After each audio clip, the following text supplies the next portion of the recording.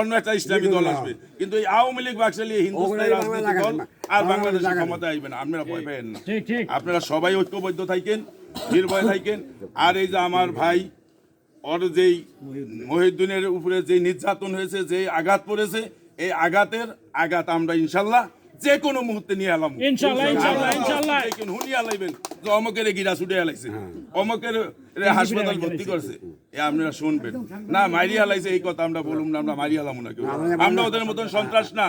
আমরা খলিল কাকারে মারিয়া লাইছে, আমরা করে মারিয়া লাই নেই, আমরা এখন মারতে পারি, আমরা পারি না, আমরা কিন্তু কাউরি মারি, আমরা মারিয়া লামু না, কিন্তু আমরা তিলে তিলে এর বিচার নিমু। যতদিন ওরা বাইসে থাকবো ততদিন এর উত্তর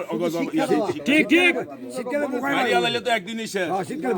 যতদিন বাঁচবে ওর পরিবার আল পরিবার যারা আছে প্রত্যেকে এর ইয়া পাইব, শাস্তি পাবে ইনশাল্লাহ। আপনারা ভয় পাইয়েন না, আর সবাই ঐক্যবদ্ধ থাকেন, যে যেখানে আছেন ভালো থাকবেন।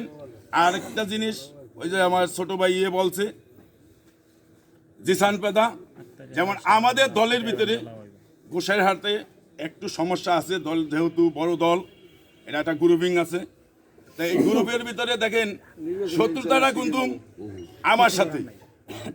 আমার সাথে একটা বিএনপির আরেকটা নেতার সাথে একটু বিরোধ আছে। সেই বিরোধটা কিন্তু আমরা দেখাই কোন জায়গায় যাই জানেন, ওই আমি এক আওয়ামী লীগের মারছি অথবা আওয়ামী লীগের লগে আমি গ্যাঞ্জাম করছি, সে সুযোগটা লয় হইলো যায় ওই আওয়ামী লীগের লগে।